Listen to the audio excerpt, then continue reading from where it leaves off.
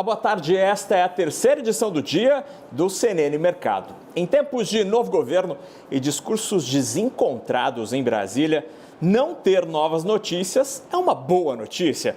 Como dizem em inglês, no news is good news. E é assim que o mercado financeiro brasileiro tem o segundo dia de respiro. A Bolsa ignora as quedas no exterior e sobe 1,5%, bem pertinho dos 107 mil pontos. Nas moedas, o dólar se fortalece diante da maioria das moedas, mas aqui no Brasil, ao contrário, ele fica mais fraco, porque é o real que está se fortalecendo. O dólar cai perto de 1% a R$ 5,37. Nos juros futuros, também tem correção para baixo e a maioria dos vencimentos tem queda nas taxas nesta tarde de quinta-feira, como você vê na tela. Esse tom positivo persiste como uma consequência do freio de arrumação visto ontem em Brasília.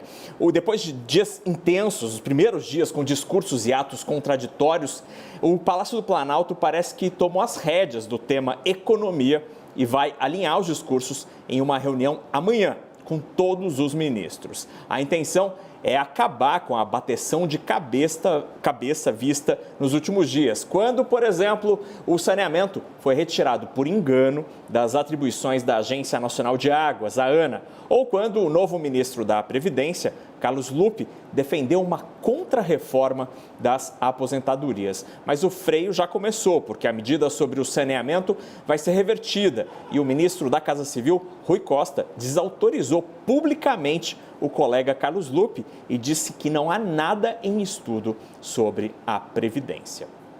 Simone Tebet tomou posse hoje pela manhã em Brasília como nova ministra do Planejamento. Fez um discurso de quase meia hora e defendeu a responsabilidade fiscal. Vários ministros participaram da cerimônia. Tebet convidou os colegas da equipe econômica, Fernando Haddad, Geraldo Alckmin e Esther Dweck, para juntos formarem o bloco dos Ministérios Meio, por onde passam todas as demandas das outras pastas. No discurso, ela também pontuou que estava preparada para assumir uma função na área social. E o convite para o planejamento gerou certa surpresa, já que, nas palavras dela, existe alguma divergência entre ela e os outros ministros da área econômica. Mas, em seguida, Tebet destacou os pontos de convergência. E o principal deles é a reforma tributária. Vamos acompanhar. Gostaria aqui de falar daquilo que convirjo com as demais pastas da economia. Vamos deixar as divergências, se é que haverá alguma, para depois. Comungo, ministro Haddad, com a sua visão de que a necessidade não só de cuidar dos gastos públicos com racionalidade, mas da aprovação urgente da reforma tributária, para garantir menos tributos do consumo, que normalmente atinge e ataca os mais pobres, mas que possamos ter um sistema tributário menos regressivo, com simplificação e justiça tributária. Somente assim teremos o crescimento necessário para garantir os empregos e renda para a nossa população brasileira. A reforma tributária não poderia estar em melhores mãos do que Bernardo Api. E elas se somarão às nossas mãos e às mãos do Congresso Nacional, porque a reforma tributária já esperou tempo demais, 30 anos, para ser efetivada. A gente já falou aqui no CNN Mercado sobre o desejo argentino de criação de uma moeda única para o Mercosul. Especialistas ouvidos aqui pela CNN dizem que isso é apenas uma ideia muito longe de se concretizar. Você pode conferir detalhes sobre isso numa reportagem que está no nosso site.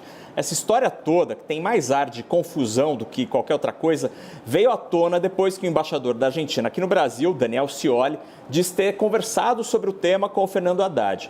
Mas o próprio embaixador argentino disse que a Argentina e Brasil não vão abrir mão de suas moedas. Então não se preocupa, o peso e o real vão continuar nas carteiras de brasileiros e argentinos. O que os governos avaliam é aumentar o comércio entre os países sem usar dólares. E para isso existe um mecanismo para pagar importações e exportações em moedas locais. É só isso. A gigante do comércio eletrônico Amazon anunciou na noite de ontem que vai demitir 18 mil funcionários. É o maior corte de pessoal da história da empresa, que atualmente já tem 1,5 milhão de trabalhadores em todo o planeta. Segundo Andy Jassy, presidente da companhia, os cortes vão criar uma estrutura de custos mais robusta para buscar oportunidades no futuro.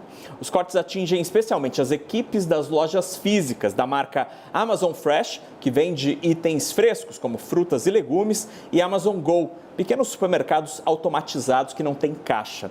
Também vai ter corte em equipes de recursos humanos. Até agora, não há informação sobre cortes nas equipes de entrega, nem aqui na filial brasileira. Na tela, a gente vê as ações da Amazon que caem hoje em Nova York e a grande concorrente latino-americana, o Mercado Livre, que é argentino e que está subindo agora na Nasdaq. E assim o CNN Mercado vai ficando por aqui. A gente volta no começo da noite com o fechamento dos negócios às 10:50 da noite. Agora, você e eu, a gente fica com o CNN 360 com Dani Lima. Boa tarde.